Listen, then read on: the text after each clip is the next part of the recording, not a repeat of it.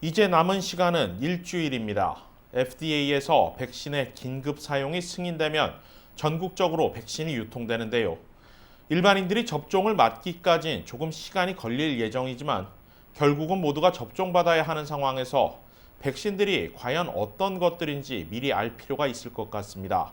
각 백신들의 개발 방식과 부작용을 비롯한 장단점, 이채은 기자와 자세히 살펴봅니다. 자, 이채은 기자. 이제 백신 공급이 이제 눈앞으로 다가왔는데 그동안 저희가 이제 효과율에 대해서는 누누이 언급을 해왔죠. 하지만 정작 이 백신들이 어떤 방식으로 코로나 바이러스를 예방을 하는지 어떻게 개발이 됐는지 이런 부분에 대해서는 잘 모르는데 좀 쉽게 설명해 주시죠. 네, 오늘은 백신 개발의 최고 진전을 보이고 있는 화이자와 모더나, 그리고 아스트라제네카 이 세 백신에 대해서 설명을 드리겠습니다. 네. 우선 이 백신들의 근본적인 작동 원리는 모두 같습니다. 네. 이제 독성을 죽인 외부 물질을 몸속에 투여하게 되면 면역 반응이 일어납니다. 네. 이 몸속에서 면역 반응이 일어나면서 이 외부 물질에 대한 일종의 연습 게임을 하게 됩니다. 연습 게임이다. 네. 그 후 진짜 바이러스가 몸속에 들어오면 이미 항체가 만들어져 있기 때문에 코로나19 바이러스를 막게 되는 원리입니다. 네.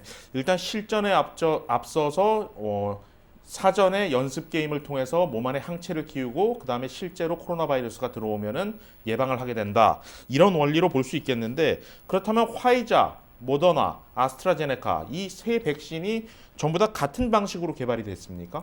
네, 이 세 백신의 플랫폼, 즉 개발 방식은 조금씩 다른데요. 네. 크게 두 부류로 나뉠 수 있습니다.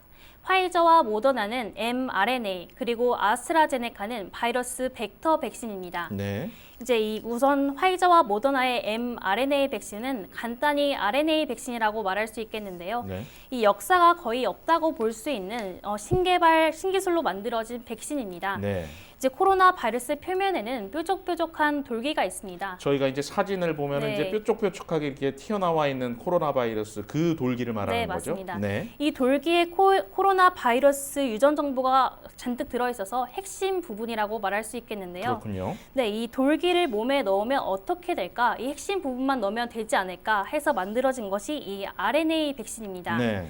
이 돌기의 유전자 정보를 가진 RNA 백신을 몸속에 투여하게 되면 인공적으로 몸속에서 돌기가 형성이 되고 이 면역 체계가 이 돌기와 이 일종의 연습 게임을 하게 되는 방식입니다. 네, 자 화이자와 모더나의 개발 방식이 이렇다면 그럼 아스트라제네카의 백신은 좀 다릅니까?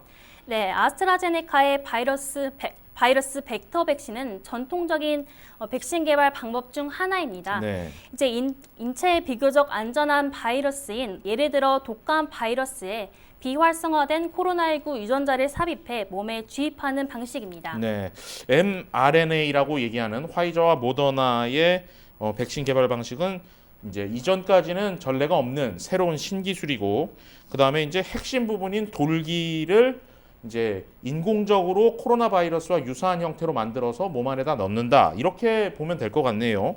자, 또 이제 반면으로 아스트라제네카의 백신 같은 경우는 전통적으로 이제 기존의 이제 독감 바이러스처럼 이제 좀 약한 바이러스를 몸 안에다가 집어넣고 거기서 면역 체계를 활성화시킨다. 이렇게 보면 될 것 같습니다.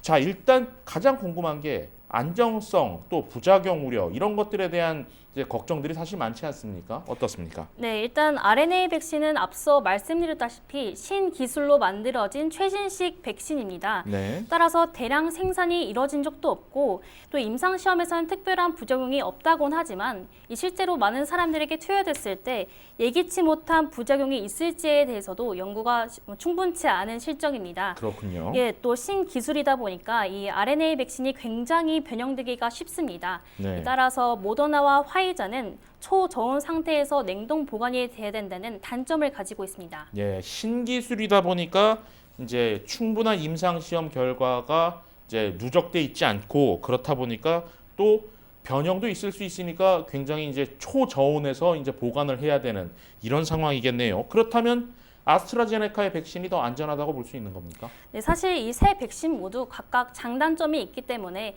아스트라제네카가 훨씬 더 안전하다고 판단하기는 어렵습니다. 네. 다만 아스트라제네카의 백신이 전통적인 개발 방식이다 보니 화이자와 모더나에 비해 데이터도 많고 해서 부작용에 대한 불확실성은 적다고 판단할 수 있습니다. 네. 하지만 아스트라제네카의 단점도 있는데요. 네. 바로 효과율입니다. 이제 화이자와 모더나에 비해서 효과율이 20에서 30%가량이 떨어집니다. 네. 사실 이 70%의 효과율도 낮다고 볼 수는 없는데요. 그렇죠. 예, 이 WHO가 앞서 기대했던 코로나19 백신의 효과율이 50%였습니다. 네. 따라서 이 70%의 효과율이면 충분하다고 볼 수 있는데요. 예.